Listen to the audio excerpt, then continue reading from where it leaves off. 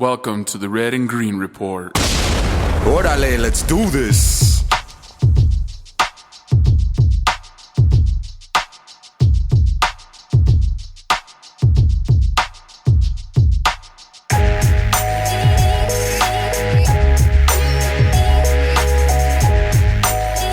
Yeah. Welcome to episode 13? What is it, Kelly? 13. Yeah, because you were 11. Cello is 12. Yep, episode 13.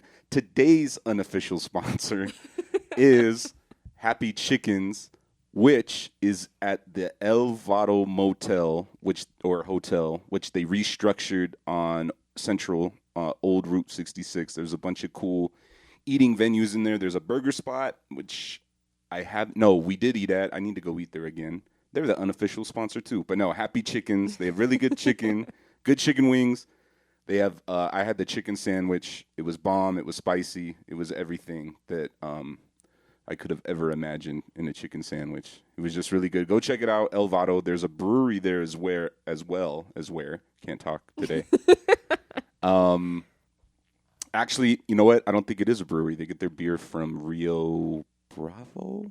But you can get beer there. But you can get beer there, and it's really dope. There's a cool outside area. Check it out before it gets too cold. I mean, we have a few more months until that happens. But El Vado, go check out El Vado Hotel on Central, past Old Town. It's west of Old Town before you cross the river. Yes, like on your way to the aquarium. And go eat at Happy Chickens. So, episode 13, the Welcome Back to School edition. Kelly, are you excited to start the school year? No, I am not. Why not? It's dreadful. Why is it dreadful? I know I have my reasons as to why it's dreadful. But Well, it's pretty dreadful as a teacher because, all right, so when you start out fresh as a teacher, yay, my first classroom. Yep. Ah. Yes. Is it going to be a rustic barnyard type of a theme? Rustic barnyard. And sometimes it is, but go ahead. Go ahead. Right? I'm going to buy all this fake shiplap from the teacher store. Yeah. And it's expensive. It is expensive. And you get sucked into those teacher stores because they really do have a lot of amazing stuff. And you're just like, I'm going to get this, and that. And then you're spending all this money. Yeah. What's the most you've dropped at a teacher store? Oh, man, I've dropped It's over scary. 400. Yeah, me too. And then I look at the receipt and I'm like, what the fuck am I thinking? And then you take it to school and the kids are like, ah! They just tear everything apart. But Wild animals. I've dropped around $400. But at least we get $200 back on taxes. Yay for us. Just 200. Yeah. And that's only one shopping trip. Is it legal for us to register as a business? Like John Panslow, Teacher, LLC. You should. We should look that up. We should. We should. And be like, I'm just going to write this off for the LLC. And then tax season comes and we get all the money back, not just $200. That is a really good idea. It sounds too good to be true, though. Yeah. That it'd be illegal. So, let's check first year. No. I was going to look something. Okay. Register teacher as a business. Watch. Let's see what pops up. Free business LLC registration, 3 easy steps in 3 minutes. Become a business teacher. Oh, teach business. This is not working. No, it's not. I don't think it's ever I happened. don't think you can, but I know that if you want to be a consultant, for instance, an education consultant in the state of New Mexico, then you just have to go to the New Mexico Tax and Revenue website department page, and then it doesn't cost anything. No. And that's how you get your number? The the CRN number. Okay. That's what you already have that, right? Mm-hmm. So would you recommend teachers do that? I would. Yeah. Yeah, why not? Because then, play the system, ladies and gentlemen. Yeah, I don't think, Yeah, that would be the thing to do, register as a consultant, and then that's how you would get it done. Mm-hmm. let's see. Teacher as a business. How to become a business teacher. I'm just thinking about how hypocritical it is when we ask our students to go ahead and type in these very specific type of searches into the Google search bar. And right now we're doing like bare minimum. Yeah. First year teacher stat. So this is what I wanted to look up because there's going to be a lot of first year teachers. Well, there is every year, especially in New Mexico. Right there. 11 surprising statistics. Okay, let's check this out. That sum up the life of a teacher. weareteachers.com. And that is from 2 years ago, written by Stacy Tornio. May 25th, 2017. Stacy, okay. Blah, blah, blah, blah, blah. You spend more than $500 of your own. Yes, we know that. Yeah. Just one trip. So, average of 50 hours a week. You will work an average of 50 hours. I think that depends. Yeah, definitely depends. I think my first year, my first year of teaching, because I was worried. I would go in early and I would stay late to get everything done. Aww. But after that first year, you kind of build a system for yourself. Mm-hmm. So it's like, okay, I can break down my grading like this so I don't have to spend so much time on it. I can break down the assignments like this so I don't have to spend so much time on it. Mm-hmm. And the kids don't have to spend so much time on it. Yep. You start to care a little less. But I think, exactly. A little bit of yourself, your soul gets peeled away each year as you teach until you're just like, wah. But, oh man, that sounds so bad. But no, I think, part of the stress of teaching allows you to come up with these systems. So I think, your first year, you're going to be worried about everything. So you are going to spend upwards of 50 to 80 hours, I think. For sure, then that's going to be 10 hours a day? Yeah. And then if you're brand new newbie teacher, then you're going to be investing maybe an additional 5 to 6 hours on the weekend? Yeah. So, and I Per even day. think it depends on your administration and your staff, because I know there's some administrators out there like, you should be doing this all the time. Mm-hmm. And there's some administrators that are like, we need to get it done, but chill out. It's a guideline. So, and then, I don't know. I've never had an administrator ask me to turn in lesson plans. Oh, I have. You. And then they give you... Okay, so when I had to do that, I had this 6-page template. Ew. 6-page lesson plan template. Ugh. And you had to write down the accommodations, the modifications. Yep. What are you going to do for the kids who had the BPs? Yeah. Behavior plans. What about the 504s? Yep. And of course, I don't mind anything or the work that you had to put in to make the accommodations and modifications for kiddos with IEPs. Uh-huh. But, and this doesn't negate everything I said. This is just truly a but. They still want you to have different types of assessments. Formative, summative. Uh-huh. How are you going to make this accessible for the English language learners? Yeah. How are you going to make this accessible for the kids who are also, what is that test? WIDA? Yeah, the WIDA test. The WIDA test. And you got so many freaking categories for kids. Mm-hmm. And within each of those categories, they have their own types of assessment. Their own type of strategies that are approved too.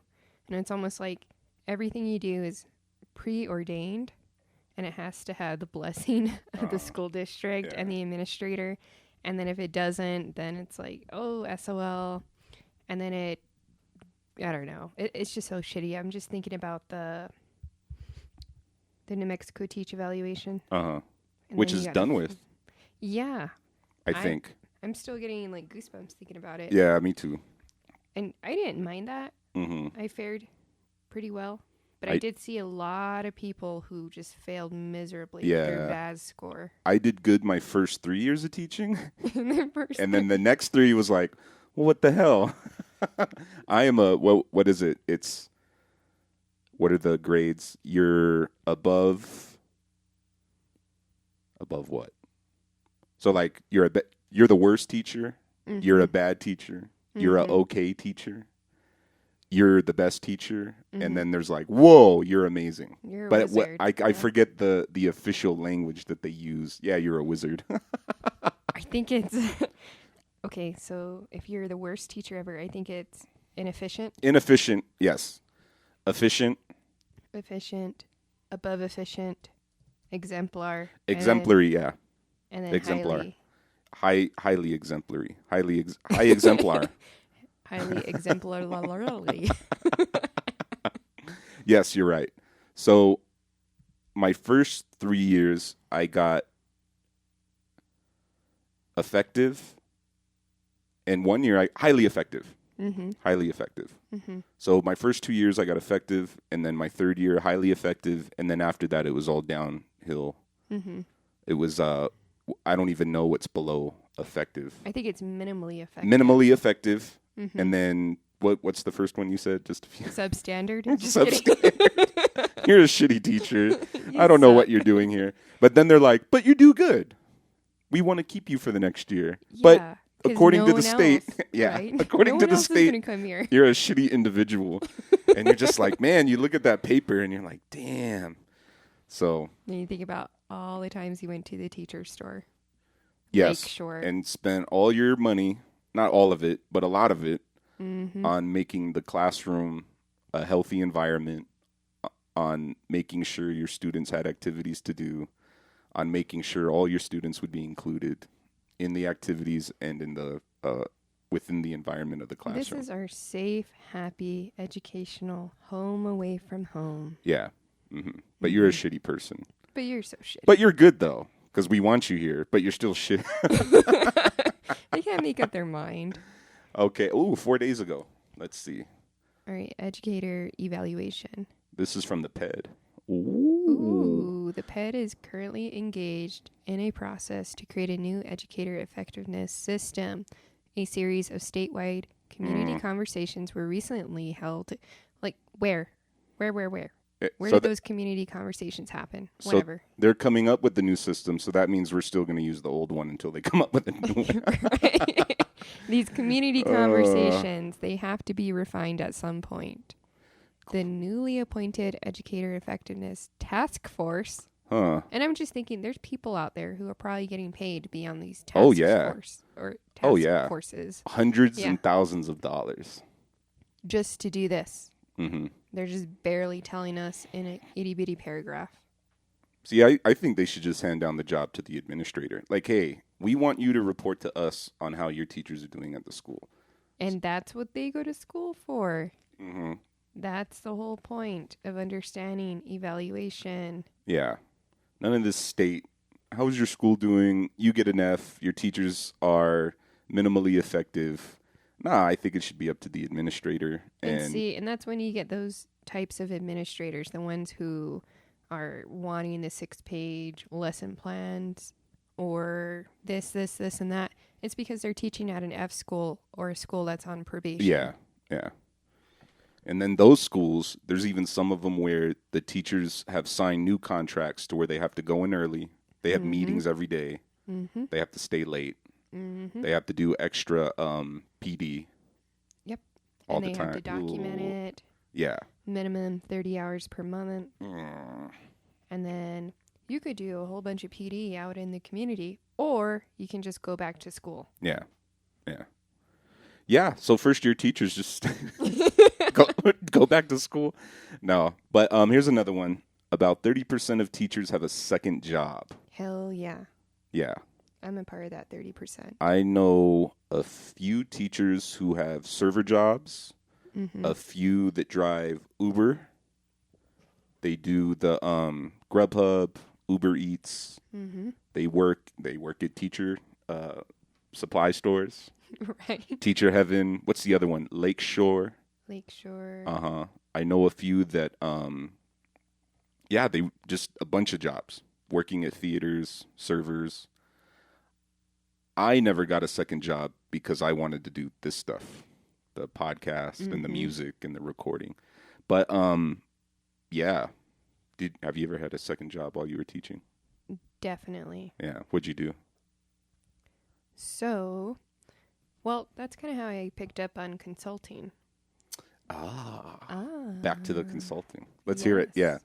So I noticed a lot of people thought I had some good ideas. Oh, can you come visit our school? Can you be a guest speaker? Sure. Mm-hmm. And then we can pay you $400. Yeah. Like, what? So when you're consulting, like, what are you consulting on? Well, you have to provide like a scope of work, and you got to go ahead and meet the demand of whatever it is that they're sharing with you. So if they're saying, for instance, oh, we have an upcoming math night, and we wanted to have some type of cultural relevancy to the demographics of our school. Mm-hmm. And then we also want you to provide professional development to the teachers concerning writing across the curriculum. Yeah. So just stuff like that. Okay. And then you just say, yeah, I can do that. But there's no template to follow, really? Yeah.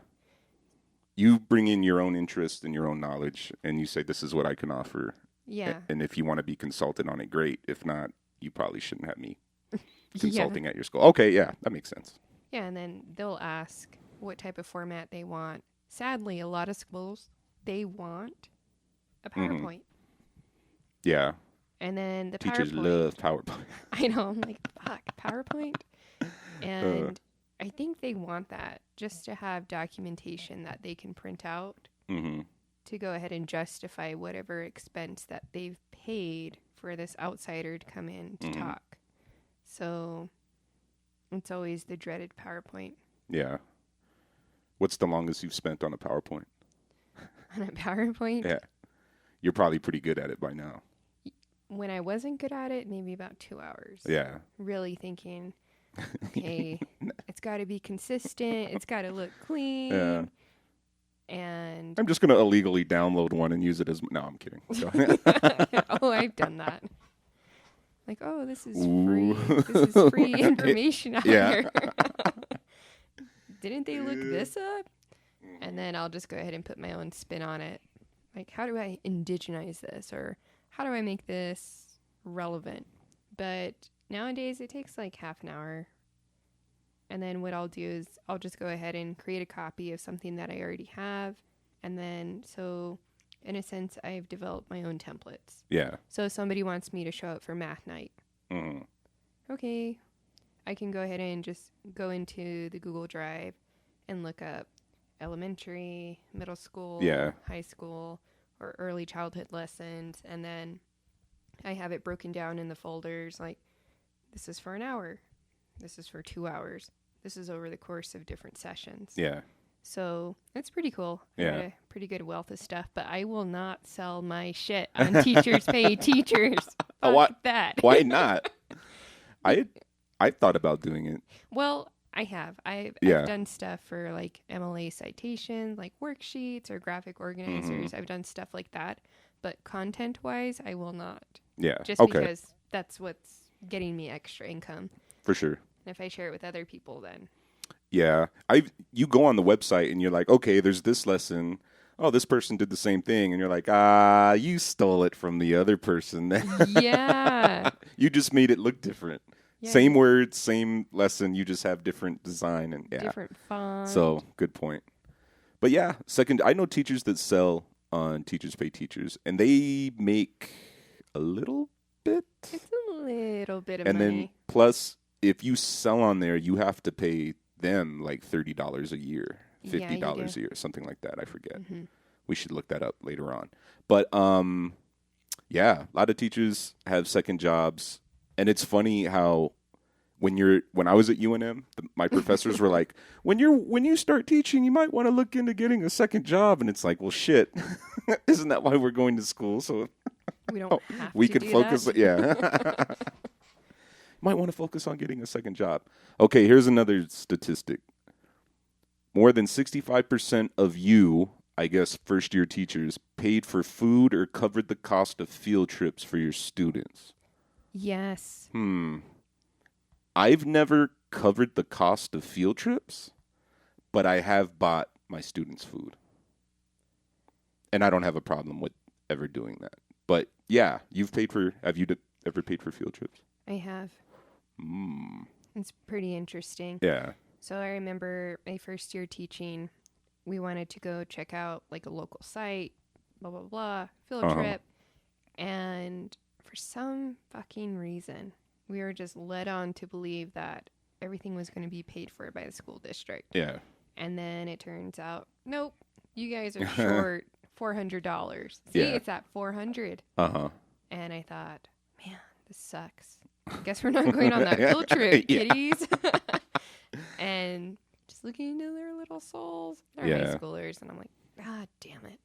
What am I going to do with this money anyways? So I went ahead and I paid the $400. And later it did get reimbursed. But it was such a train wreck because I had applied for a grant. And then with that grant, the classroom that I was teaching was awarded $6,000.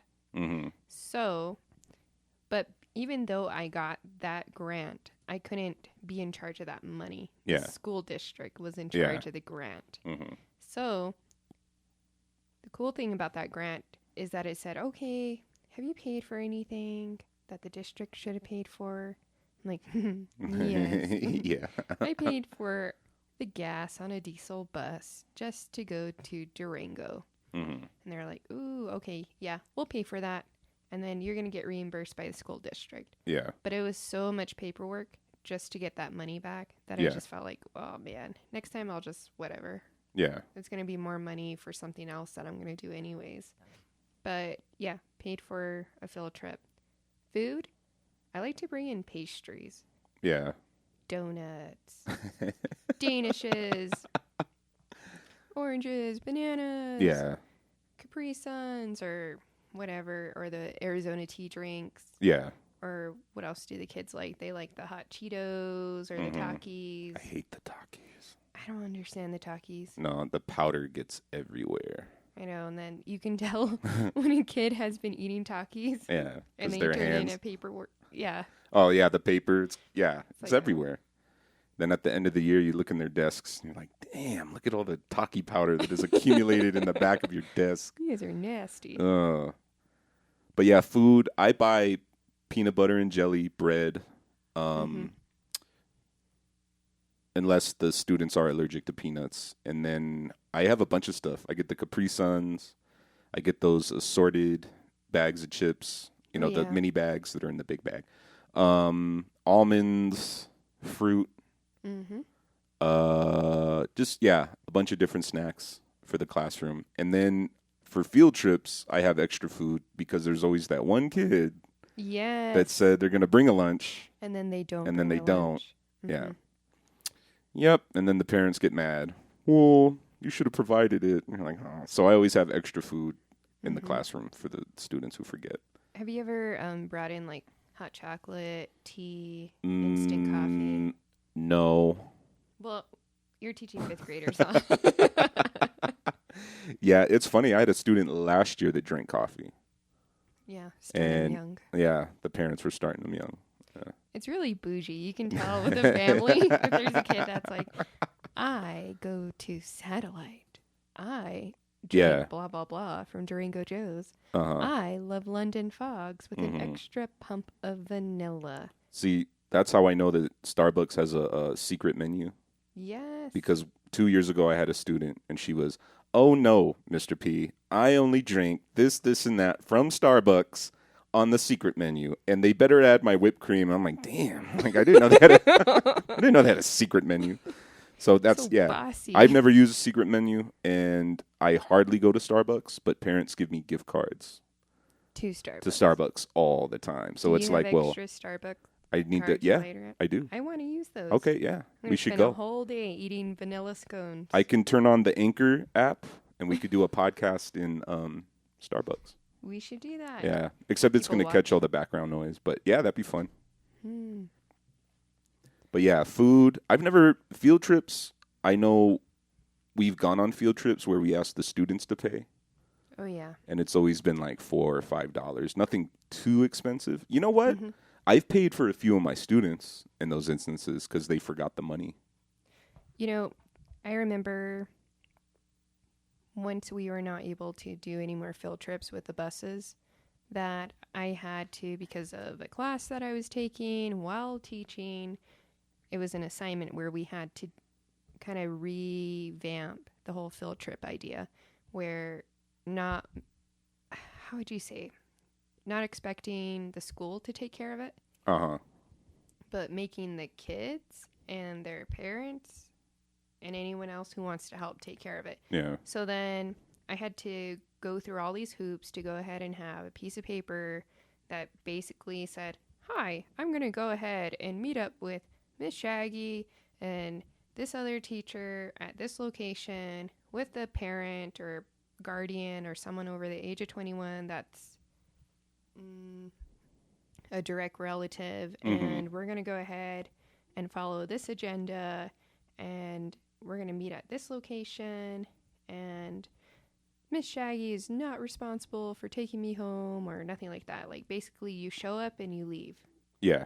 And then there's, like, no liability involved. And we even had to have the school attorney, like, look at it to make sure that it was okay. Yeah. And so we would have these Saturday field trips that were not required. Yeah. But extra credit, right? Yeah. Or maybe there's a kid that hates writing papers, but they're okay with going to, I don't know, some location in town, and then they can go ahead and give a speech about it or do a presentation or something else. Yeah. Instead of having to write the paper. Yeah. But still getting the main points of the paper. Yeah. But even though they don't want to write the paper, they still have to meet with me. And then I walk them through, like, okay, what are you trying to say? So then when I would help kids like that, it would be set up like an interview. Yeah. I would just sit at the computer and just basically transcribe what they were saying. Yeah. Okay. Then, so, yeah. That's a lot of time. It is. And then... But props, because that's, yeah. And so... Differentiating. And props to Shaggy. No, that's cool. Yeah, I need to... But, okay, so APS, for us anyway, I'm pretty sure it's like this at every other APS elementary school, but we get one bus per teacher for a field trip. But actually, there's a lot of free field trips that we get, and the buses are provided for us. So each year, we go to Pope Joy to see the New Mexico Philharmonic. That's free. We get buses for... the planetarium at Albuquerque High School. It's not Albuquerque High School. It's the charter school that's next. The Connections. Career something. Yeah, they have a planetarium. We get that one for free. There's a tennis. There's a big tennis tournament at Tanawin Country Club up in the Heights. And each year, well, you know what? We didn't go last October. Maybe we'll go this October. But they give a bus for us. The kids go up and they learn the basics of tennis. Oh, this is this. This is that. They get to watch a game. It's a field trip, you know, and we like going on it. For Starbase, have you heard of Starbase? No. It's pretty much, it's on base. It's like right over here down the street from my house. Not on the main base, but on the where the housing is. And they teach the kids all about, pretty much I think it's a system to get the kids to join the military in the future. But there are some cool experiments. They teach the kids physics. They do really cool experiments. They have to design an egg container, a spaceship. I think it's called an egg ship. Egg ship. And then they have to design it with certain materials. And then they launch the thing down a string. What is that called? A zip line? Yeah. And if the egg doesn't break, then they get like a prize. And if it breaks, they have to go back and they teach them robotics. They get to design a car that races on a CO2 cartridge. So very STEM. Yes, STEM, STEAM. You know, it's called STEAM now. A for art. Yeah. It's going to change again. But Starbase. You know what? We don't get a bus for that. We had to go because it's 5 different field trips. And you get to pick the day, Monday, Tuesday, Wednesday, Thursday, Friday, 5 weeks, and that's 5 buses.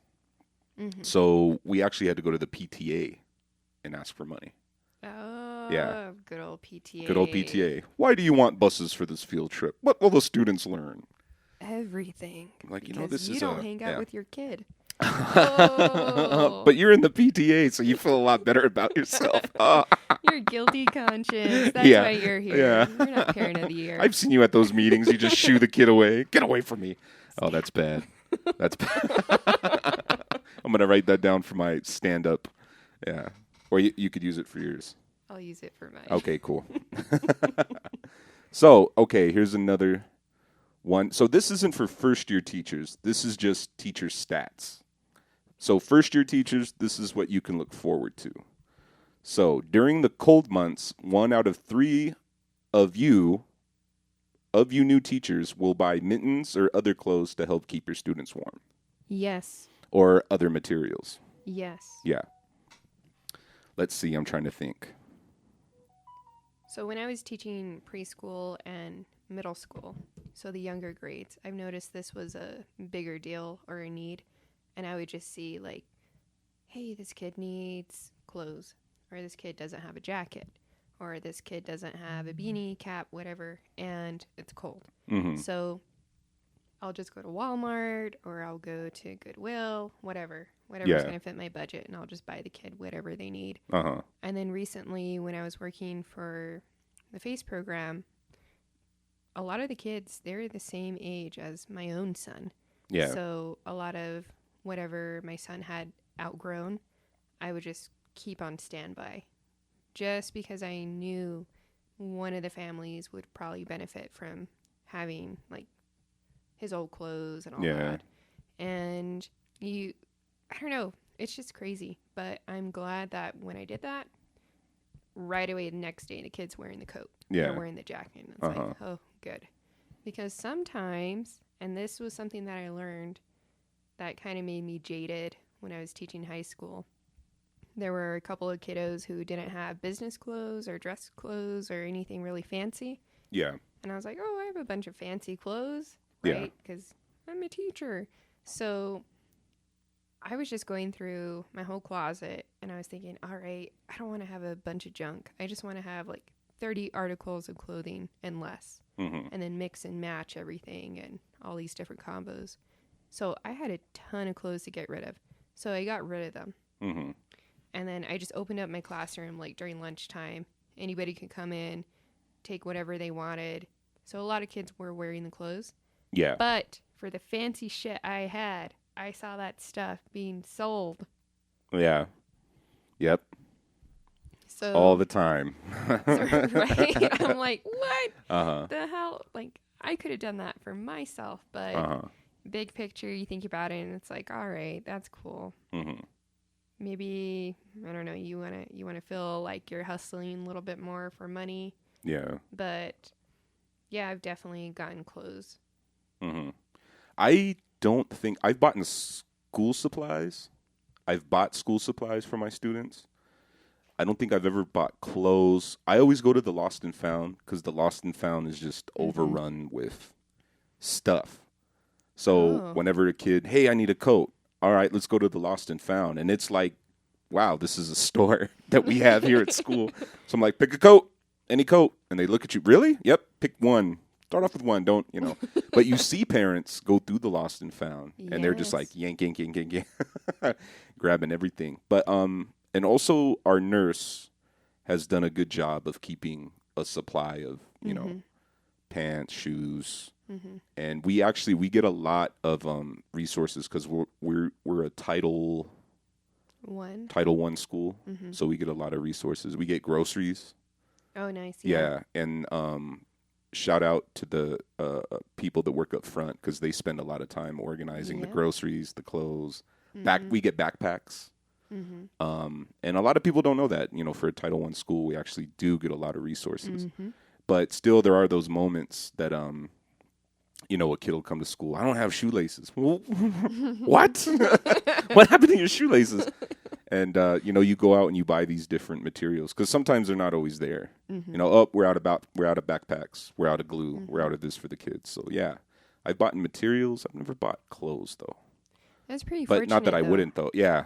Because at the schools that I've worked at, the Lost and Found area is empty. Yeah. It's just cleaned out.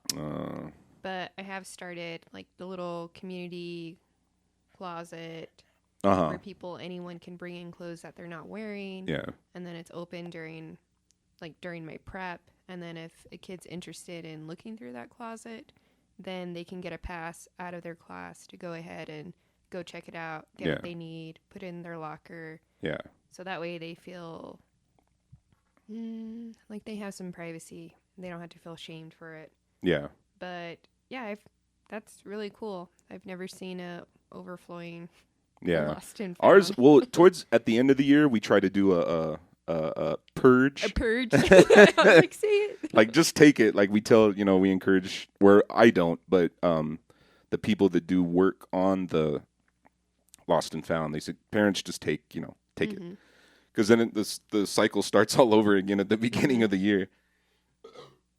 Gosh, Excuse me. This is just so freaking bubbly. Yep. We're drinking Diet ginger ale. Yeah, shout out Canada Dry. Yeah.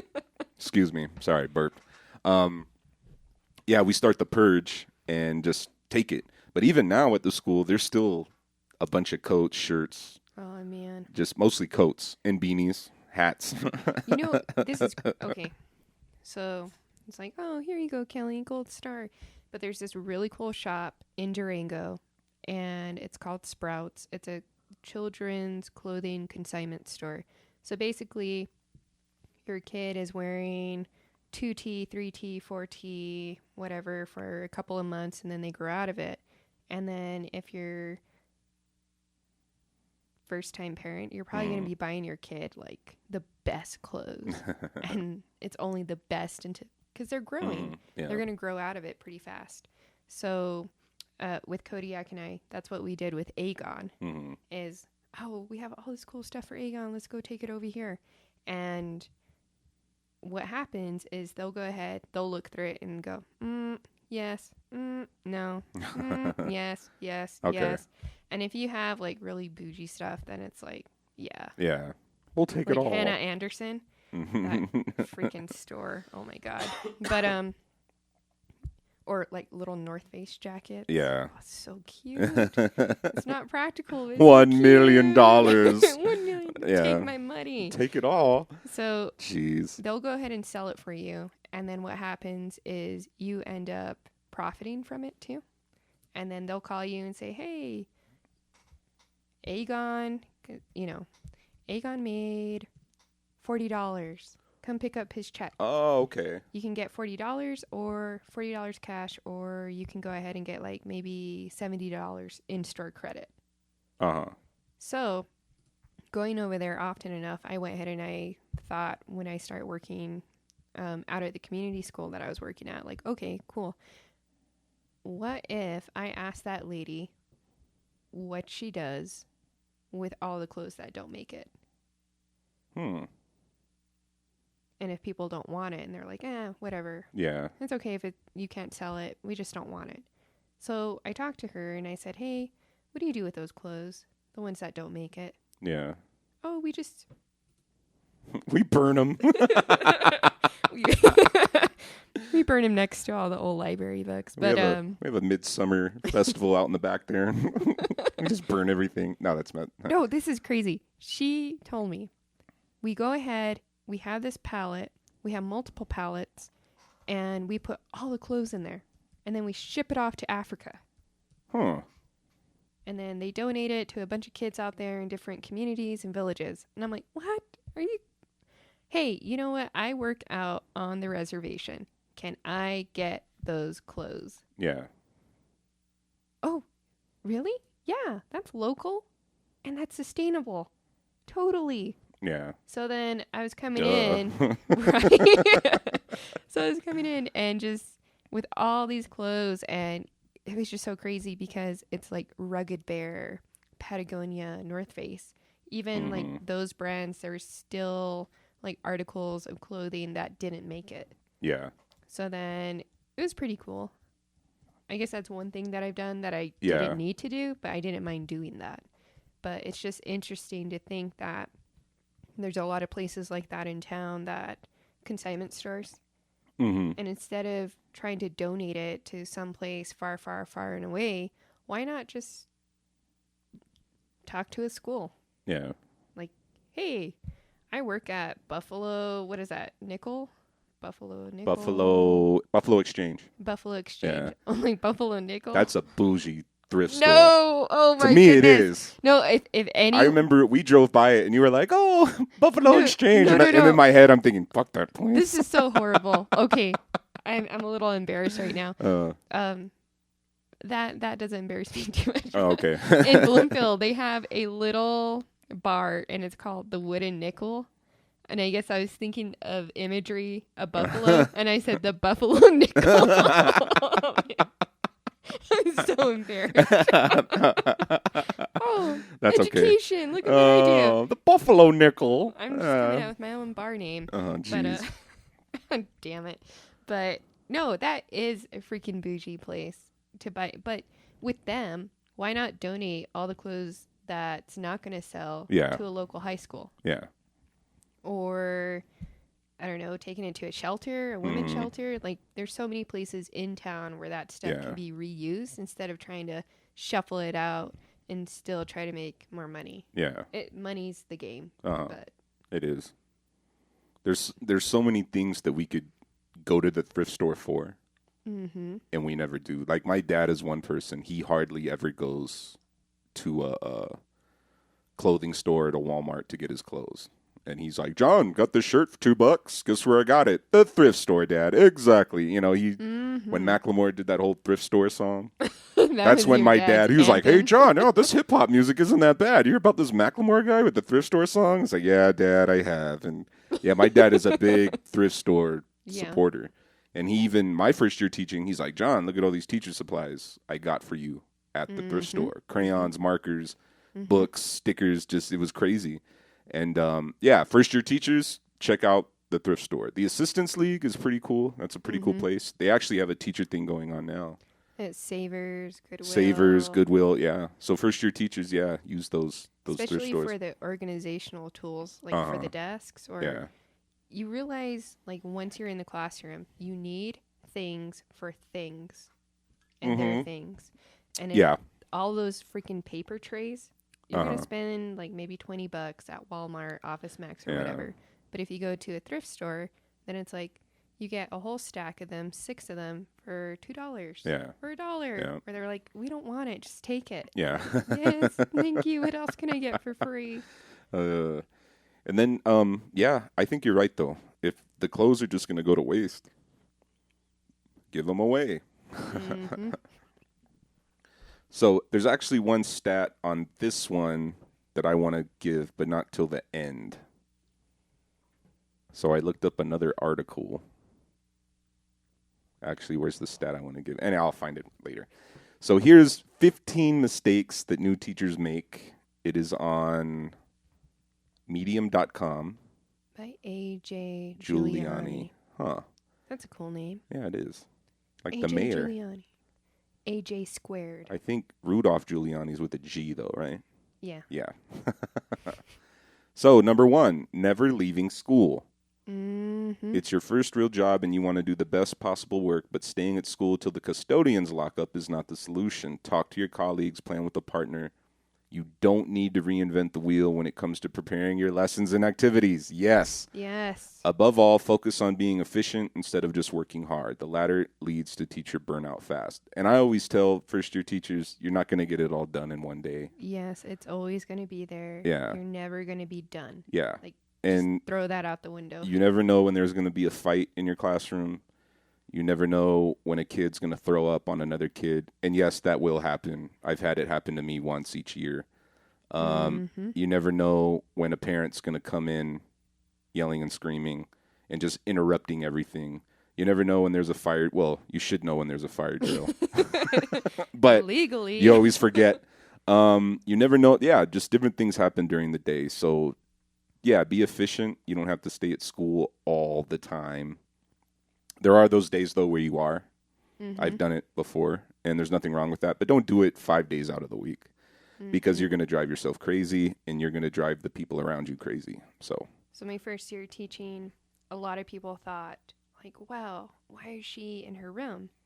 Like, do you have a life? What's going on? You're working too hard.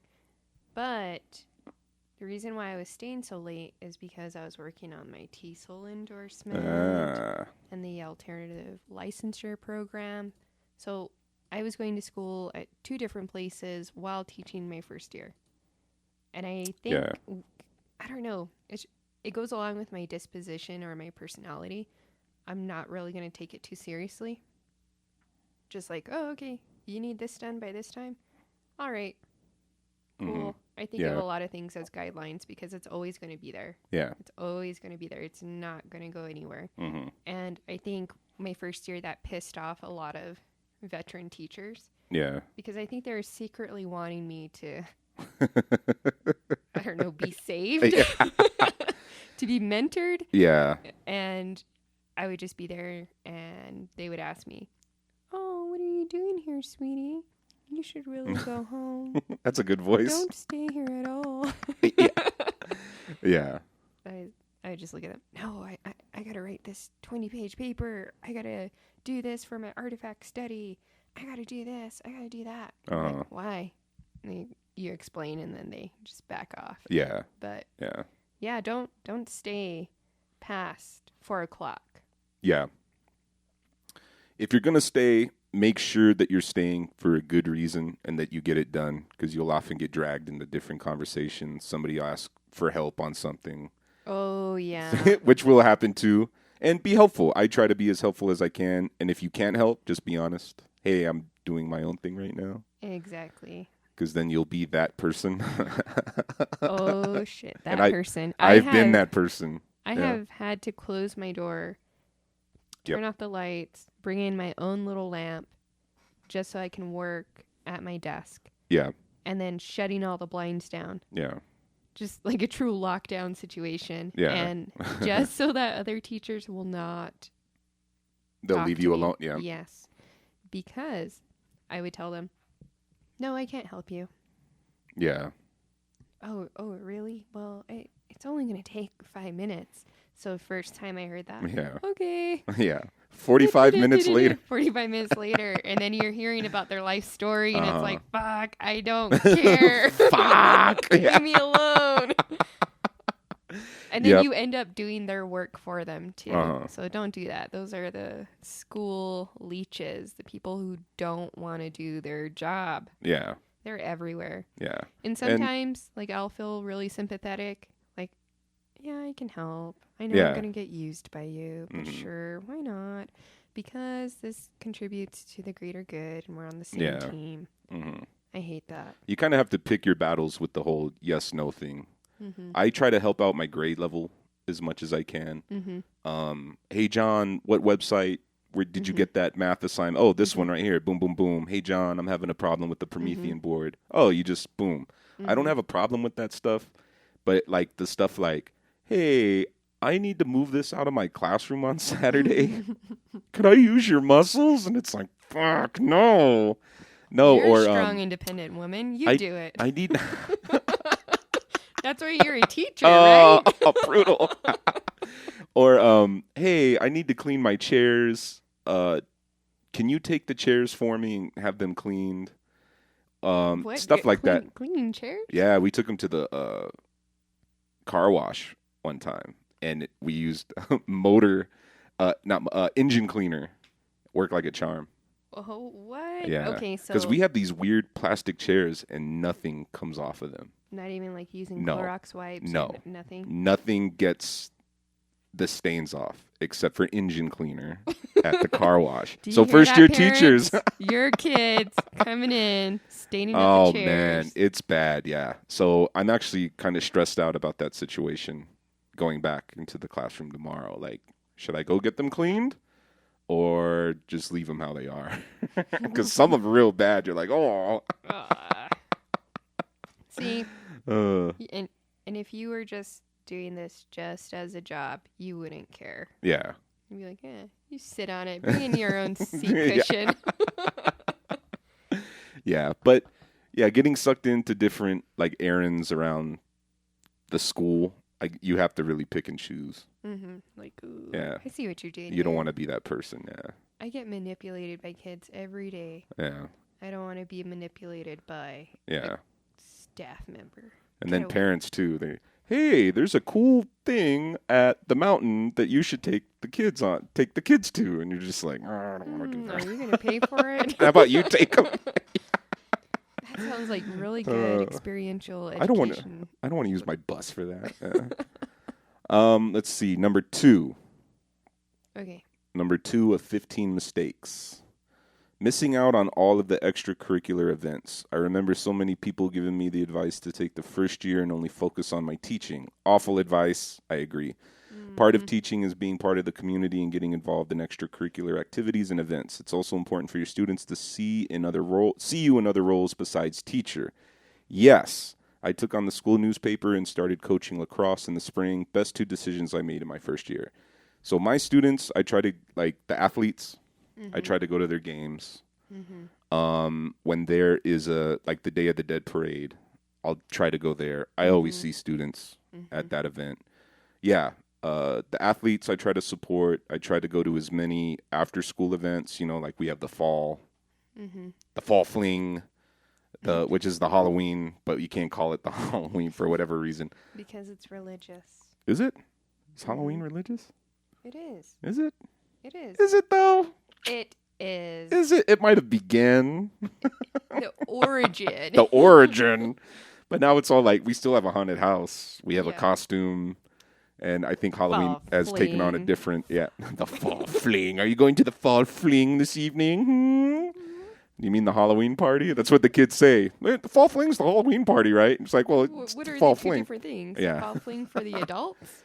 But I try to go to most of the events that the school has, so that the students can see you in a different role.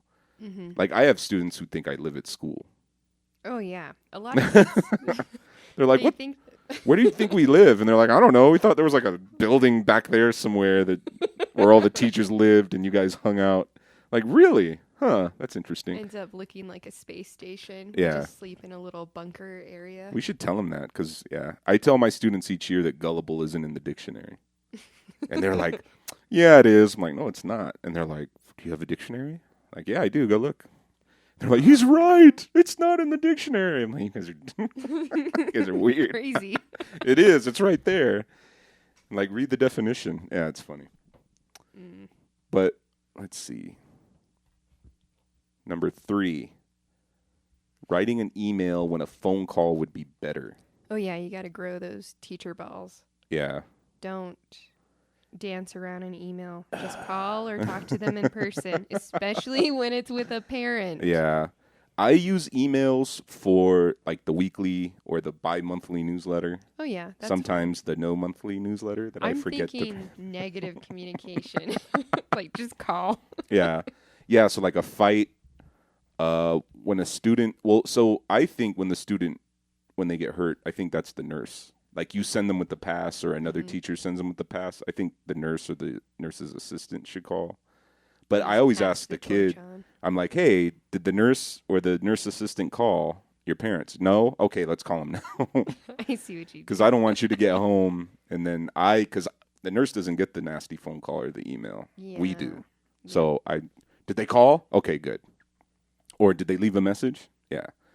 So, but yeah, I use the emails for like, this is what's happening this week, or this is what's happening in a month. Or, hey, don't forget to whatever, tell your kids to turn in their homework or, stuff like that. I use Remind. Remind.com. It used to be Remind 101. Oh. Open up a new tab. Let's check see. it out. Remind. And you can schedule out daily messages. You can talk one-on-one with a parent. And it's an app that they can download on their phone. And let's say they don't have a smartphone, they can still get announcements and alerts as an SMS text message. And is this free?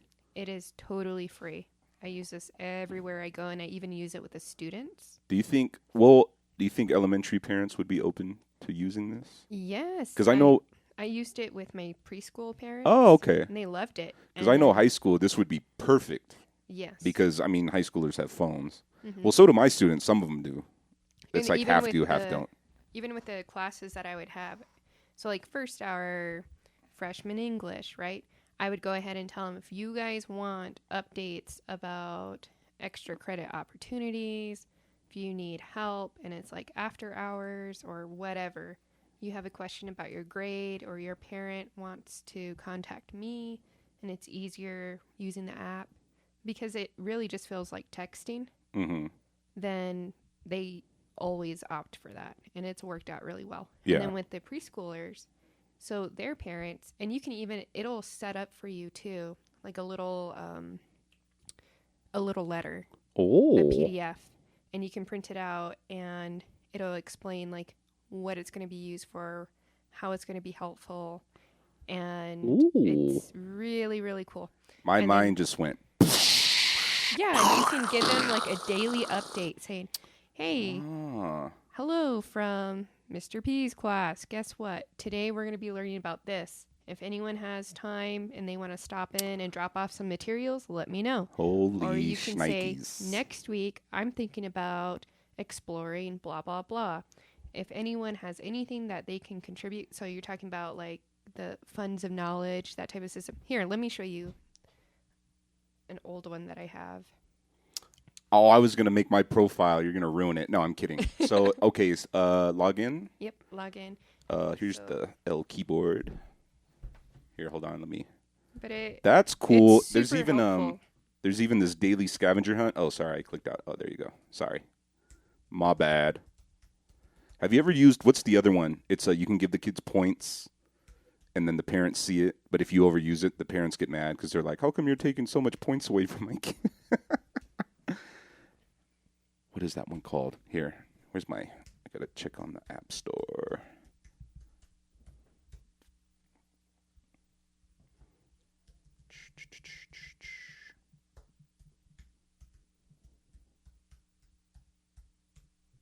My Teacher? No, it's not My Teacher. Class Dojo. You ever use Class Dojo? Yeah, I've used that. I'm trying to remember. Password. Teachers, that reminds me. If you're going to do one of these websites or an app, get a password that you will easily remember.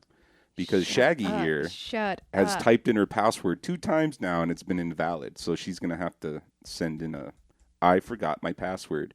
Ooh, 3 strikes and you're out. Oh my gosh. You're mean. I know. Wait, okay. I don't want to read the email address aloud, but it's a place where I used to work at. Oh, okay. Is there a number involved? Hashtag, number, weird symbol. Oh, you did it. It worked. All right, okay. Cool. So let's go ahead and click to the first class. Adult education. It's on there. Okay. So we'll go to the second class. Got it. And then if I were to go ahead and send like an announcement, I can go ahead and type it in there. Type it in there. And then I can say have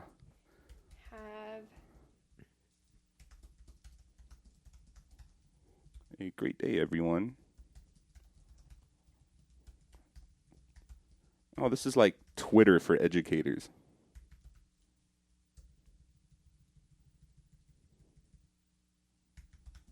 So you just type in your message and then you send it. Ah.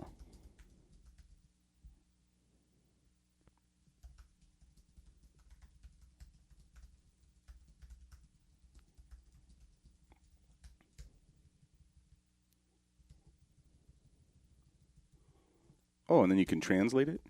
Does that translate mean you can put it in different languages? Mm-hmm. Ah. All right, so have a great day, everyone. Hope all is well. School is just around the corner. Make sure to stop by the school to update paperwork. Send. Okay. Mm-hmm. Do it. Send it. Are you sure? Send it. Okay. And everyone's going to see it. And then the cool thing about it is when you click on the message. Right here. On the top part. All right, so 3 people have received and seen the message. Oh. 4 people have received it. But haven't seen it. Oh, so you get read and delivered. And then it'll tell you even if there's an error. So let's say a parent changes their number. Oh. Or that number's invalid. Yeah, it'll let you know. Show. Yeah. Ooh, okay. So then you get the message summary. So then you go ahead and you close out of that screen right there. So let's say I only want to talk to one particular parent. Yeah. So I'll go ahead and click on that. So it's over here on the left, and then you click on the parent. And then that parent had already sent a message a while back and nobody responded. Oh, no. Oh, no. But you can go ahead and have that correspondence. And then here's a good one right here.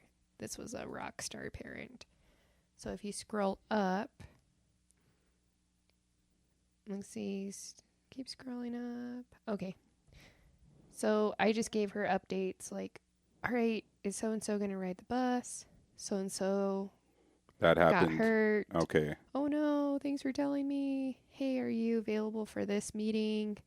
And then scrolling down. Yeah, I can do that. All right, cool. And then the cool thing about it, so you go ahead and click on the 3 dots. Looks like an ellipsis. Yeah. You can go ahead and email the whole correspondence. And that's documentation that you're communicating. With the parent. Yeah. And so this is really good for students who have IEPs, because then you're showing with the whole IEP team, like, yeah, I am communicating with this parent, or I have been and they have not been responding, but it will show like, yes, the parent got this message, they saw it, they read it, but they chose not to respond. Mm-hmm. So I've never run into that situation, even with parents that seem like not really engaged or involved. But it could help with that. Yeah. Then you can also create like different types of classes, and they don't have to be classes per se, but it could be for groups. Oh. And you can go ahead and like say, I'm going to make a new class name. So if you're doing like chess club or this club or that club or homework diner. We can do this as calculator club. Calculator club. And then it's cool because if you have this on the Promethean board or if it's projected, then the kids will see it and they can go ahead and choose what type of icon they want. They can choose the class code and then just super cool. But you can close out of that screen. And then if you also want to send the parents like PDFs, you can send them PDFs. If you want to send them like images or whatever, you can do that. And then it'll keep a record of everything you sent. Mm-hmm. Okay. And then is this each individual person that you discuss or talk to right here in that particular class? Yep. Okay. And then they get to identify their role. Like, were they a teacher? Were they a bus driver? Were they a parent? Were they a student? Oh, okay. I see. Right here. Mm-hmm. Nice. And then, all right, so click Add People. I don't know if this is super boring for anyone listening, but we're like, yeah. Nerding out on remind.com. So you can go ahead and type in their name, type in their phone, or you could do email, right? Okay. Some parents want email because they have jobs or whatever. They have a preference. And then you can go ahead and let's say you have open house, right? You can do this during open house. Yeah. Because they're there. But if they're not there, then click on the printable PDFs. And then download the PDF. Like, hi, parent. Here's a way you can get messages for this class. Go ahead and do this with your smartphone. If you don't have a smartphone, then text at whatever to the number blah, blah, blah. And you're still going to get updates. Okay. And I'm sure this works on tablets. Absolutely. And we're using it on a home computer right now. So it works on a home computer.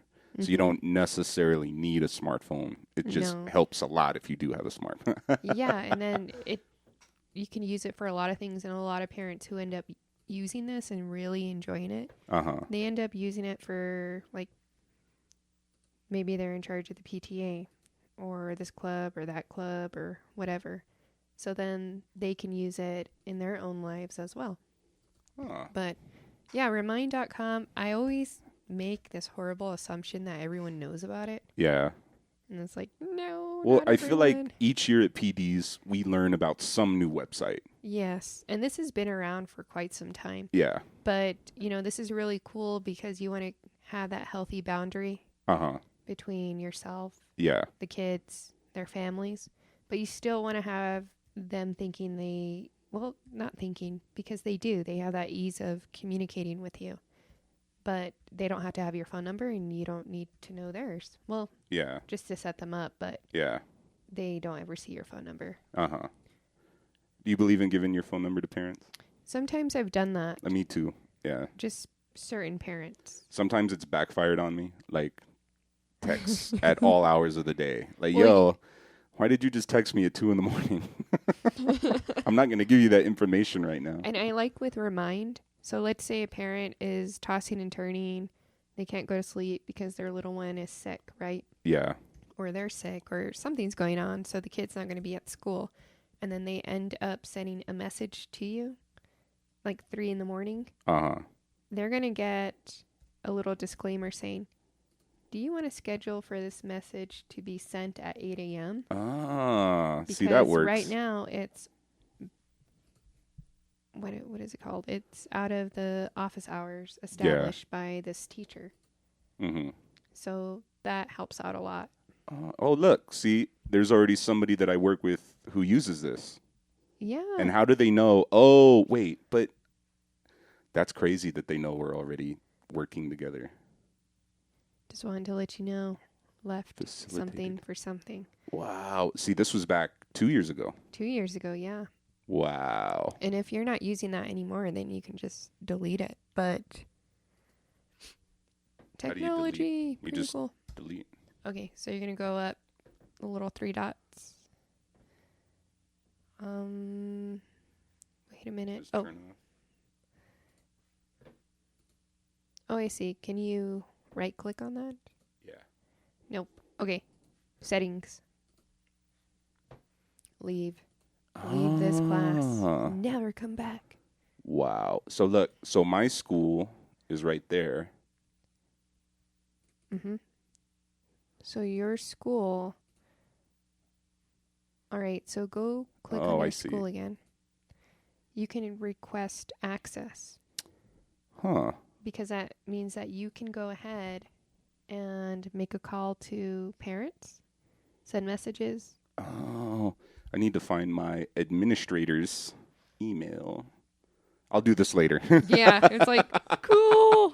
Okay, right. so that was a website tangent on using emails or using phone calls. But yeah, remind.com. Log out of mine. Come on, log out. I'll log. Well, look at that. There's a message right there. Let's check it out. Where? So, go back here. Oh, it's still logged into yours. Okay, so close it. And then go to the actual tab. No! Oh, darn it, John. Sorry. Okay. You're being very bossy right now. Remind.com. And it's kind of giving me anxiety. I give a lot of people anxiety. Okay. We'll do it. Look how mad you are right now. You're so mad. I should have been putting this on my Instagram story. Here, we'll do it later, okay? Okay, you know what? All right. I'm going to have to log back. I'm not going to worry about it. Okay, cool. Sorry. I just wanted to see if someone was dying. I don't know. Oh, yeah, on remind.com. That's when they were going to tell you. Hey, I'm dying. Okay, we did that one. Number 5, focusing on that one kid. I don't know many teachers that haven't focused on that one kid at some point in their careers. Hey, it happens to the best of us, and there really isn't anything wrong with trying to help as much as possible. But this savior, in quotes, mentality takes an emotional toll. It also blinds us to the other 20-some kids in the classroom who need our support and encouragement. Try to find the balance even when you are pulled in one direction. Yes. Yes. Something that my dad told me this, and he said, you're not going to be able to help all of your students. Can't say them all. Yeah. And, you know, as a first-year teacher, you're like, nah, I'm going to be that teacher. Mm-hmm. You're not. Maybe you will be. I'm not sure, but probably not. So, yeah, balance is the key, as is balance the key in everything that you do. So I'm trying to think. Yeah, you're not going to reach all your students. And the sooner. Every year that I've taught, I've had like 2 to 3 kids that I've focused on. And, you know, the kids will go ahead and ask, am I your favorite? Mm-hmm. My answer is no. I hate all of you. Leave me alone. I hate all of you equally. Yeah, no. But yeah, there's always that one kid or a group of kids in different classes. It's really tough in high school because they're older and they can articulate more. Yeah.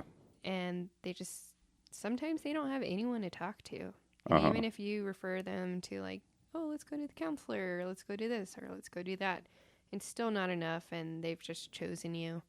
And how I've balanced that is to just tell them, okay, I'm going to go now. Yeah. Or I'll do the little timeout symbol. Yeah. Okay, I got to go live my life now. You go live your life. Yeah. YOLO. No. You only die once. Yeah, that's true. Yodo. Huh. I wonder if that would go over well with 5th grade students. Probably not. Not Maybe. their parents anyway. Yodo. They're probably watching like Roblox with Lil Pump and Kanye West. Yeah. I got in trouble one time for giving a girl the Hunger Games to read. But it's funny because you hear the kids, and I heard her talking about Saw, the movie Saw, 1, 2, 3. Where did you watch that at? Yeah, at home. At home with my mom and my grandma. But I get in trouble because I gave you the Hunger Games. But Gave her literature. I'm gonna skip some of these. Yeah, some of those I'm like, whatever. But Figure it out. I like this one. Too much homework. Oh man. What's your philosophy on homework? No homework. No homework? No homework. See, it's hard because there are those parents, I don't want my kid to have any homework. And then you have the parents who, I want my kid to have all the homework. And, you know? And that's how you differentiate, or that's how you accommodate. That's how you modify. So then if you have the parents who are like, I want my kid to feel miserable every day to practice, rote, drill, and blah, blah, blah. Then it's like, okay, it's a simple print, or click and print. But for the other kids that don't have time for that, why assign homework? See, my issue with that is, and I totally agree with you, except you always have that one, you always have those students who tell the other, I don't have to do this because I don't, but you do because, and then that creates tension in the classroom. And it's just like, well, how come I have to do it, but they don't? And then, it goes back to the parents, and I'm just stuck there like, well, everybody gets homework, So one thing that I've found to kind of like curve all of that is finding really good educational, nerdy websites. Yeah. And I'm not talking about ABC Mouse or, those things. I'm talking about really cool shit. So that if a parent is wanting homework or whatever, and you got to do the newsletter, you're doing the messages, you can just say for the week, if you have time after school, this is not mandatory, but could help you with these areas of blah, blah, blah, then go to this website and check this out. If you don't have a computer at home, you're welcome to try it out during lunch. Yeah. If you go to the library or you go here, or there, try this out. But it's tricky. Yeah. There's no, how I feel about it is no homework. Yeah. Just go be a kid. Go live. Yeah. I give homework every day. Monday through Thursday I give homework. There's a math assignment and there's a small writing assignment. On Friday I don't give it because it's not done on the weekend anyway. But for those parents, I think my kid should have homework on the weekend. Okay, here's 5 websites that you could use to supplement what we're doing in the classroom. And then even with the homework, because I've worked every freaking school district. It's so dumb. You have a grade book, and there's a certain percentage that you have no control over that has to be related to homework. Yeah. Where it's just freaking mandated. So what I've done I'm sorry, I should not get mad. What I've done to get around that is I'll go ahead and print out a sheet of paper, and at the top, it just looks like a prompt, right? Yeah. But I'll say at the top, first day, dear parent, guardian, or household member. Yeah. And then the whole little, just in case it's plural. Yeah. The open parentheses, S, close parentheses. And trying to be inclusive. But I'll go ahead and write, dear blah, blah, blah. Yeah. Today's been blah, blah, blah. Therefore, we are going to start working on writing, constructing personal narratives. And I would like to involve family as much as possible. So, please, I don't know, how would I word it? Please don't freak out when your kid's asking you all these questions in an interview. Mm-hmm. So then that way the kid has to interact with somebody at home. Yeah. And has to ask them questions. Yeah. And then I make the questions so that, the whole Bloom's taxonomy, effective questions, all that stuff. So all they have to do is just read the question. Yeah. And then they're practicing listening, engaging with a family member, and they're also having to transcribe it. And then I make sure the questions aren't like stupid questions that they could just say yes, no, or bruh, what. So I've done that. And then that way it's always something that has to have them involved with a family member. Yeah. And it's relatable to what we're doing, what we're learning. So then that way the kid can tie in like my home life matters in the classroom or in Miss Shaggy's class for whatever we're focusing on. Uh-huh. So I think that's another alternative to homework. Or you could even, if a kid has a cell phone, go ahead and interview someone or ask them blah, blah, blah. So then that way it's not so cut and dry that you have to do something that's graded on paper that has a certain percentage out of a different thing. Just like if you're assigning math homework, the tech way to do it would be to assign certain assignments that need to be completed by the end of the month through Khan Academy, and that's free. Yeah. You could do that if you're in a place that, I don't know. I haven't worked at a school district that will issue out laptops to kids. Yeah. But I've heard of those places. Yeah. But my school's one of them. Okay, so then Khan Academy. Go do this or go do that. But then if they don't have Wi-Fi or if they don't have this. So the issue with the computers is the kids, we could have a whole podcast about the technology in the classroom. Fucking kids. Have you seen them with the Google Chromebooks and they dim the light? That's what we have. Or then they pop up different tabs. They're just watching YouTube. Yeah. And then you show up and you're like, hey, so how's it going? Yeah. And then you can see this swift little. Yeah. Like, I know what you were doing. Yeah. And you're not doing what you're supposed to be doing. And we've had issues with the Chromebooks. Like, whoa. Like, we're going to need to call in some people to. And it's just like, what are y'all doing? Exactly. Oh, it's so frustrating. And then you take the Chromebooks away. Mm-hmm. And then you give them back. And then, it happened again. You take them away. And, technology in the classroom is just, it's gotten to a point where I'm like, you know what? Let's just go back to pen and pencil and paper the whole time. See, and even with that, too, like, if you want to skip paper, pencil, pen, technology, like all of it, then just tell a kid, all right, guys, go ask someone in your family where your name comes from. Mm-hmm. And then tomorrow in the morning, we're going to share out the story of your name. Who named you? Yeah. And then you can do it where it's like a Socratic seminar or circle or whatever, talking circle set up. And then every kid's got to go ahead and share out. Yeah. Kid's like, fuck that. I don't want you guys to know how I got my name. Then it's like, cool, dude. I respect that privacy. Let's move on. Yeah. So then that's another homework assignment. Mm-hmm. Or you can pose and leave them with like a little exit slip, like a whatever math problem. Mm-hmm. And like, try and figure this out. You guys got 2 days to figure this out. Yeah. And we're going to be learning like the different parts, components of that formula, how to break it down to solve it. But if you can solve it right now, cool. If you can't, whatever. Yeah. But there's so many cool ways you could assign homework. Mm-hmm. But me, I'd say no. No. Yeah. No. No homework? No homework. Mm-hmm. And I think if you are, this is me being real, like an asshole, I guess. If you're a good teacher, then you're going to have the kids engaged enough in your class. Mm-hmm. You're going to leave them with those thoughts where when they leave the classroom, they're not going to be thinking about your class the whole entire rest of the day or whatever. But you're going to leave them with some thoughts, with an impression, so to speak, that they're going to somehow apply that to some other little aspect of their little life. And then when they come back, they're going to be ready.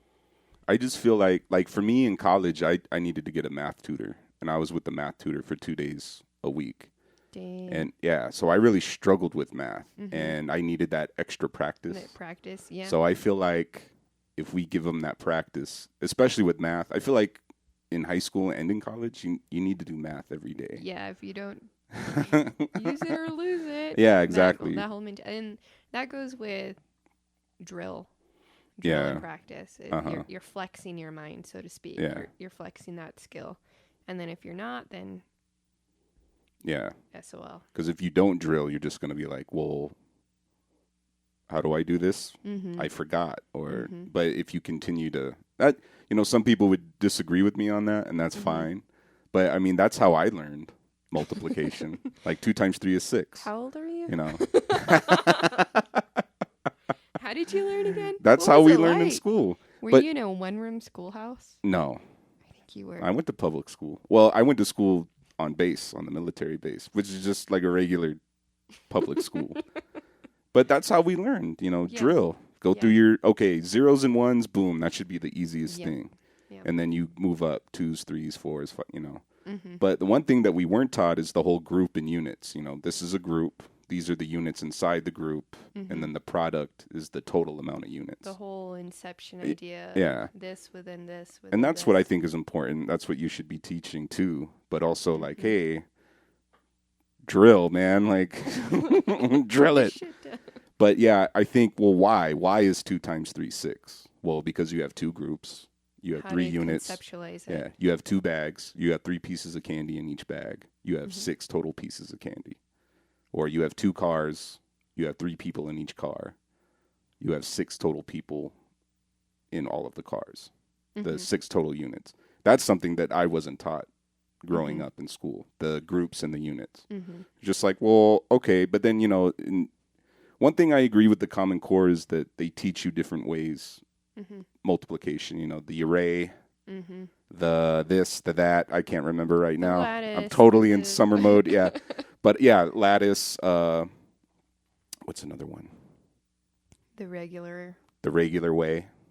And then, you get into the, 2 by 2, 2 by 1, 3 by 1, 4 by 1, 3 by 2, 4 by, yeah. But yeah, that basic understanding is very important. And that's why I always have that anchor chart in the classroom. Like, this is the group. This is the unit. The product is the total amount of units. And what's crazy? Like, I understand when you need homework because, I've taught high schoolers or I've taught adult ed. I've taught preschoolers. I'm not going to give them homework. Yeah. But there is an odd way that you can give preschoolers homework. You can go ahead and give them Play-Doh and say, like a little can of Play-Doh. Make sure you take this home. Yep. And you make a shape with it. Show that shape to your family. Make a shape and show it to your family. Yeah. And then when they come in for the morning meeting, who made shapes with their family? Yeah. That's homework-ish. Yeah. And then when they get older and they're in middle school, high school, English, I hate having to do this to the kids, but grammar. Yeah. LOL. LOL. OMG. And it used to really suck because, all right, did you ever diagram sentences? So I feel like that makes sense. Yeah. It makes a whole lot of sense. And a lot of kids, they have to see that visual representation of diagramming to actually understand grammar or the parts of speech or this or that, syntax, blah, blah, blah. But even if you assign it and you make it freaking awesome, there's still going to be the kids that don't do it. Yeah. Yeah. So I think, I don't know, maybe I'm jaded, but I'm just like, fuck it. I'm not going to fight that battle anymore. Well, plus most schools do have a homework policy. Yeah. And I've been, because I wasn't giving homework one time. And then I was reminded that, well, we have a homework policy. It's in the handbook. Oh, you mean the 600-page handbook that you gave out at the beginning of the school year? No one cares about your liability contract. Oh, I see it. It's on page 410, paragraph this. And I worked in schools that had that homework policy, but they won't enforce it. Yeah. Because there will be the kid that's like, yeah, I didn't do my homework. So what? And then you're like, okay, well, it's 0. It's just a placeholder until you get it turned in. And then when they have enough zeros like that, mom or dad or somebody, principal, admin gets involved and you've done all the proper measures of communicating, hey, little Timmy hasn't done his homework. Yeah. Again. And no one's answering. No one's picking up. I've gone down that route before with so many freaking kids. And then when it gets to the administrator, okay, I'm going to put you on no grade status. Yeah. Or you're going to have ISS. Or you're going to have OSS. And it's like, okay, this kid's being a non-intentional learner. Mm-hmm. There's really no repercussion for it. Because now we're just hoping, like, they're in a good emotional state. Yeah. Academics are not of concern right now. Mm-hmm. But then you had that one kid who has that accommodation. Mm-hmm. And now the rest of the flock are thinking, I don't want to do anything. I don't want to do homework. So it's just tricky because really you can't follow these kids home and tell them, let's do your homework. Yeah. It comes down to who's in the home supporting them. And it's not always mom and dad. Mm-hmm. So Well, homework makes sense if you have family support. Yeah.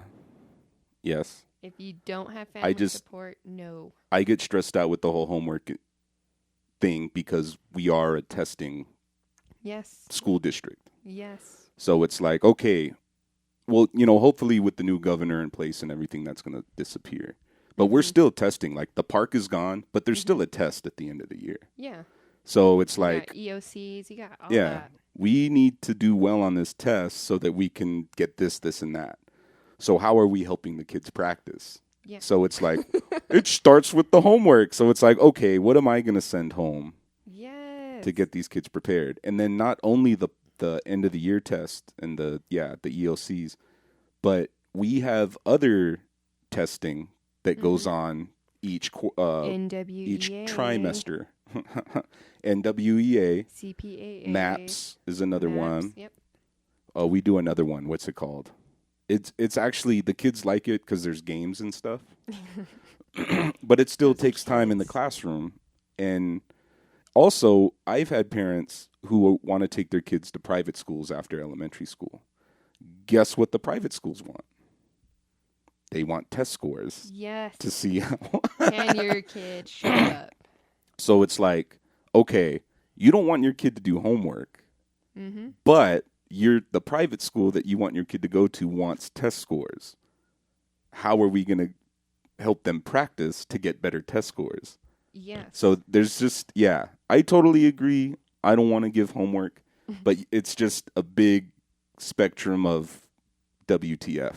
Like, what the what the hell do you guys want? But each year I get better with it, I've had students who have opted out of testing, which is totally their right, the parents. But then they want to go to a private school, and guess what? They don't have any test scores. So it's this circle of, like, I don't know, like I said, WTF. And there's many different philosophies that kind of help each other, and there's many different philosophies that butt heads. So first-year teachers, do what you think is best. There's no correct answer. You're going to have, I think you said this earlier on, you're going to have people that try to influence you, like they want to be your mentor. And I think that's okay to a certain extent, but do what you feel is best.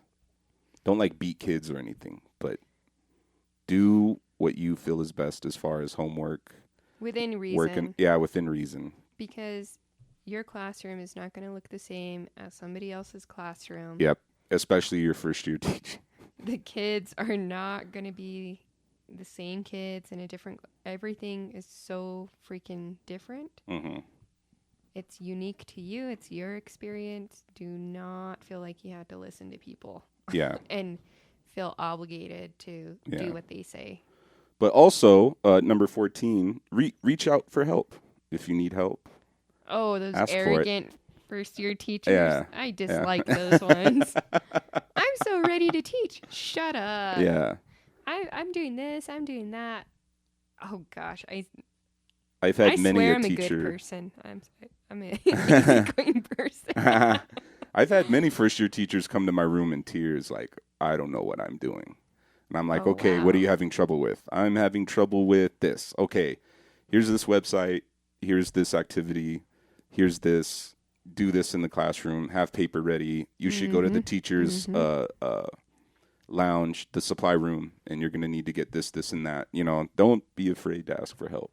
Mm-hmm. It's something I wish I would have done my first year a little I more was often. constantly like asking for help. Like, hey, so this whole exit ticket thing, what are you guys doing? Do you guys have like a set way in the department, or are we just going on our own? Oh, we have our own way in the department. We just didn't want to tell you because we were wanting to see what you wanted to do to respect you as a first year. Like that. Just tell me, tell me what I can do so that way I'm not working too hard. Yeah. Let's see. Number 11, trying to write the same lesson plans you did in college. If you get employed at an F school that is on probation, you're going to keep writing those. You're going to keep writing those 4 to 5 page lesson plans. Yeah. Mm-hmm. And you're going to meet all the time about them, and you're going to go over the numbers, and you're going to go over the stats. So, yeah. But you know what? I don't know, because that system's supposed to be gone, right? Do you think those schools are going to continue using that system? Continue. Yeah. Yeah. So, yeah, if you go to a school that's labeled as an F school and they've already implemented that system, yeah, you will be writing 4 to 5 page lesson plans. Maybe 8 to 10 pages. Who knows? But if not, again, you're going to get your system going. And I think it is going to take your first year of teaching to get that system going with your lesson plans. You just have to be immersed in it. Embrace it. And cry about it. Sometimes you won't even need to write a lesson plan because they're already there. Yes. Like the math curriculum that we use, there's already lesson plans. It's already scripted. It's already there, yeah. Yeah. And then if you want to do other activities within that curriculum, like, so I don't just, you know, you're going to do different, like we do a division song. How does it go? I don't. Tell me, John. No, Tell I'm me not. right It's now. a rap I song, wanna actually. hear it. No, I don't. It's a rap song. I need to look at my stuff. But yeah, I use many rap songs within the math curriculum. What is that site called that has the pre-made rap? See, we had a grant for it, and I love that website. Do you have to pay for it? Yeah, the school system had to pay for it. What is it called? I don't know. I forgot. Let's see. Rap education. I'll know it when I see it. No. Flocabulary. That's what it is. Yep. And there were some really good songs on here. I didn't know you had to pay for it. Yeah, the school system. There's a free trial, but eventually, so let's see the pricing. So I got to ask you, have you ever created multiple email accounts to just have the free trials? No. Why would I do that? Yeah, I've done it. Because I do that. I do it all the time. I've gotten it planned out pretty well where it's Kelly Shaggy 1. Yeah. Kelly Shaggy 2. Yeah. And then after that first year of teaching, it became K-Shag 001. Yeah. Then you use your birth year and the month. And then K-Shag 11. Yeah. Yeah. But yeah, Flocabulary was great, but we lost it. Oh, man. And then we even had a grant for a spelling. It was a spelling website to help the kids with grammar, sentence structure. See, and this is crazy. Individual teacher access only. Lite, L-I-Te, $10 a month. Yeah. Billed annually. So if you want to purchase that right now for this upcoming year, John, you're going to have to pay $120 today. Yeah. Mm-hmm. See, we had the district, and then for some reason it stopped. Okay. But this is what I'm talking about right here. Like, this is cool stuff for the kids. Yeah. You're going to have to pay They out of loved pocket. it. Flocabulary. We had a great time with that website. And then there's even, you can make student accounts, and they can go in, and they can do all the assignments. They can, they can write their own songs. There's instrumentals on there. The one thing that I throw my money at is study.com. More websites. Study.com. Study.com. Let's see here. Mm-hmm. Watch and learn with a purpose. No. So what do you... Okay, so this is great if you're a high schooler or a middle schooler. Okay. Or even if you're starting out your first year of college. Oh. But this is really good with adult ed as well. But let's say you want to learn about, type in Shakespeare or elementary school. Yeah, let's check that out. 5th grade. Oh. And then A Wrinkle in Time study guide. Oh, shit. Charlotte's Web. I read this Matilda. one. I read Hatchet. I read Bud Not Buddy. I've done that. Let's they love Bud Not Not Buddy. Lessons. KVU lessons. And then it gives you the overview, and then you can get little tests. And then you can have the kids take the test together as a class where it's projected. Yeah. And then, let's take the practice test. Chapter 16. What is the name that the bandmates give him? Sleepy LeBone. Boom. I got that one. No. Answer Chubby Wubby. Just to see what it does when it's incorrect. And then it tells you. But guess what? Watch the answer. Then you click on that. And then it will go over that review. So then they know why they answered incorrectly. Okay, check out course. Right there. Okay. And then quit. Okay, so it's broken down like that by the chapters. Author summary. So for chapter 1, you got all those little things. So the kids need to tell you the author. They need to... Oh, wait. Let me just click on it. Yeah, you learn about Christopher Paul Curtis. Yo. Okay. So how much does this cost? Okay, so scroll all the way back up. Plans. All right, what best describes you? I'm a teacher. Help me, I'm poor. What's your main goal? Supplementing. Just say, yeah.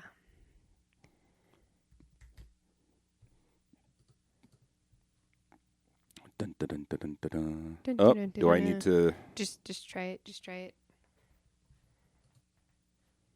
Password. Oh, I Make see. your password that you're going to remember I have one. and won't be shamed for. I have one, unlike you, who has many. Aw.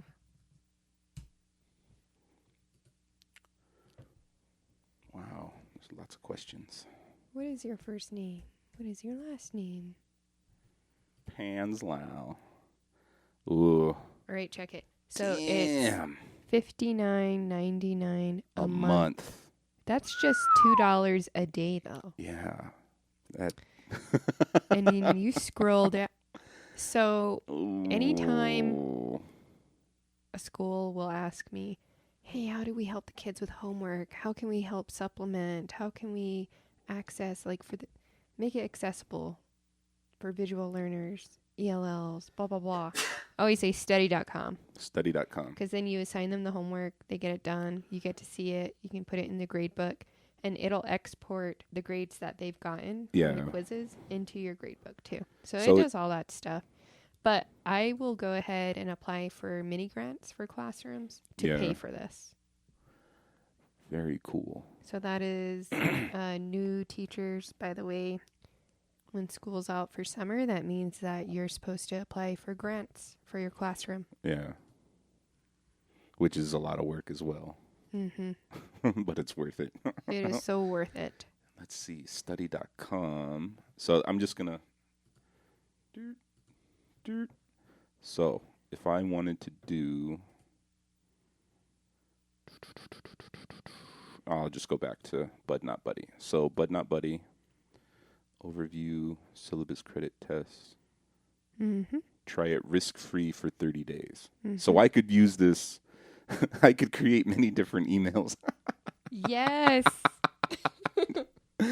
Oh, that'd be a lot of work. But definitely possible. So here's the quiz for chapter 1, right? Mm-hmm. Okay, so go to the lesson. And then let's scroll down to... chapter 2. Oh, right there, where it has Bud Not Buddy themes. Got it.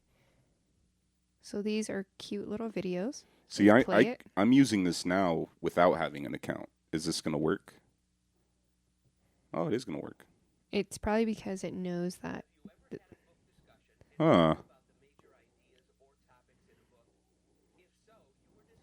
Let's listen to it. 3 minutes. Themes. Okay. The author wants to convey. Yeah.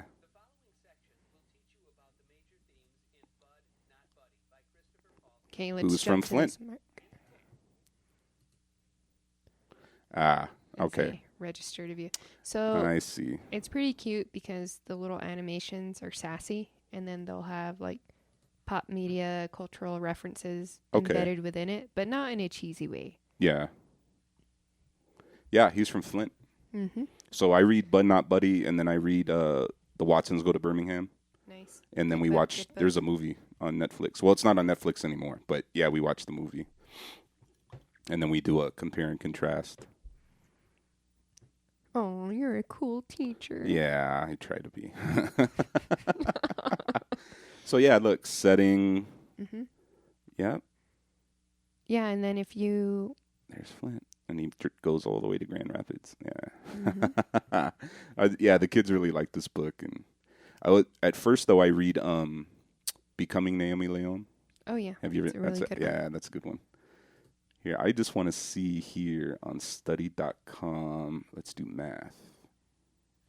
And elementary, 5th. Practice and review. Oh, wow. So there's 252 lessons for practice and review, 3rd through 5th. Mm-hmm. And lesson 1 is how to put numbers in order. Mm-hmm. And then all the way to what is an inequality. Let's go to probability and statistics, chapter 15. Math combinations, formula, and example problems. Oh, wow.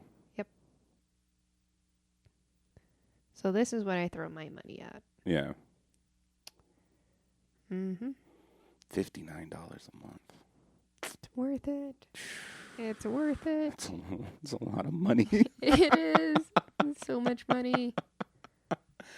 Ugh. And it's cool because, all right, let's say you're working at a district and they already have a math curriculum that you have to follow with books or whatever they've bought. Mm-hmm.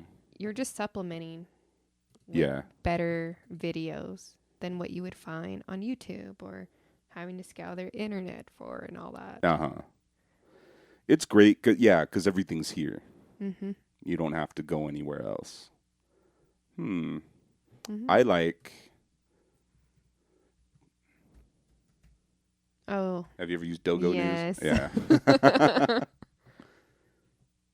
We have good teacher compatibility. Yeah, so Dogo News, there's just cool news articles. And then, so like this one would be great for the boys. Epic Games. Yeah. Hands out 30 million. Cash money. And then Or... I like it because, yeah, you can click on the vocab words. And then I put this on the Promethean. And then I also click on listen. Mm-hmm. Oh, wow. So now they've made that so you have to be a pro user. That's crazy. I hate that because it's in a demo mode. So- it's for the community. And Yeah. then everyone's using it. And they're like, now you got to pay for it. Wow. See, it used and then there's cool little videos at the end. They're not longer. I haven't had one longer than 10 minutes. Mm-hmm. So we'll read the article. We'll go over first we go over the vocab words and their Mhm. definitions and what they mean. And then we'll read the article and then we'll watch the video. But, yeah, you used to be able to just listen and the person would read it. Mm-hmm. And it wasn't this, with the success of, it was an actual person like, with the success of the World Cup, you know. Mm-hmm. But now you have And you to be can a cite pro the article. user. Damn. See, you get a 10 free day trial. 10 days. Let me see. Good thing study.com gives you. Well, you know what? 30 Hold on. days. Maybe you just have to have an account, which I do. Let me see. Oh, Yeah, Dogo News. Dogo News. But even if you can't Don't go use there. it, don't go there. Let me see if this works. Yep, there I am. there Save. you are. So let me see. Social studies. Here. Prime Minister. Okay, let's try to listen. You've discovered a pro feature. Yep. Man, that sucks. Mm. But one thing that we do have and that the school district is paid for is Scholastic. Oh, yeah. So, and that one, we'll read it too, but that one's with the computerized. Hello, children. Welcome to... Yeah, it's kind of creepy. Ooh. That type of computer voice reminds me of a different podcast that was, it just had this crazy episode. The name of that podcast is called Sword and Scale. Just listen to the first 10 episodes and then you'll see why I'm creeped out by the robotic. What is it called again? Sword and Scale. Okay. If you're into like solving mysteries or lore, urban legends, death, the macabre, like. And it's in a computerized robot voice. Well, one episode talks about how somebody had used that. I see. I don't know. Okay. It was just creepy. Yeah. Don't like it. Listen to that at night by yourself and not be scared. Yeah. You won't be able to. So one statistic that I wanted to say, where did it go? Oh, how many kiddos? Okay. Or where is it? Okay, 2. Sorry. This one says, you are part of one of the largest professions in the country with more than 3.1 million teachers across the United States. I guess my point with that is you are not alone. Whatever you have been through or going through, there's somebody going through the same thing. When you're sitting at the bar or you're a sad girl, just drinking your wine, looking at everything you got to grade. Yeah. You're not alone. And also, it can vary by grade level and how many years you've taught and grade level, how many years you've taught. But the average teacher affects more than 3,000 students during their career. Aww. So don't give up. But I think what's the, we don't need to give that stat. So we were. How many teachers quit? Especially within the first 5 years. Yeah, the first 5 years, go into better careers. Better careers. Shh. It's a trap. It's a trap. I was going to bring up the Cards Against Humanity. Blank. It's a trap. Education. Oh, it's a yeah. trap. There should be a teacher's edition for that. Ooh. Which I'm sure we should. We're not going to mention our idea of doing a teacher edition Cards Against Humanity. But totally off the books. We're going to use a completely different name. But let's see. How long have we been? An hour and 47 minutes. Hour and 47 minutes. Yeah. So any advice to first-year teachers? Shaggy? Blank. It's a trap. Don't do it. Tell them that you really didn't want to do this, that it was an accident. Go work somewhere else for a year or go back to school. Get your life together. Do not teach. No, that's not what we're saying. Do it. Ask Teaching for help. is fun, they say. Ask for help. Communicate with parents as much as possible. I guess that depends on your grade level as well. Elementary school, yes. Communicate with your parents. Mm-hmm. Yeah. Don't be afraid to ask for help. Parents are important. You're not. You are a parent. Yeah. Parent. Yeah. You're not going to get it all done in one day, so don't stress about it. Ask for advice. Use your resources. Go to the thrift store. Shaggy. Oh my gosh, I just blanked I know, I saw your face. You were like, look at the recording on that. Oh, it's all red and the waves. Oh. Like a moth to the flames. It is cool. Do not overextend yourself. When people invite you to participate and be involved in leading certain projects, limit yourself to just one. So that you can participate and support in everyone else's projects and endeavors that they're taking on. Yeah. Rely on the staff. They are your friends. I mean, okay, whatever. Some of them are. You're going to come across people who are total assholes. Like, don't worry. Like, that's guaranteed that's going to happen. But there are some pretty cool people. Yeah. Everyone's a shut-in. Everyone's a hermit. But be a hermit with one another. So that way you don't feel alone. Yeah. Also, self-care. Yeah.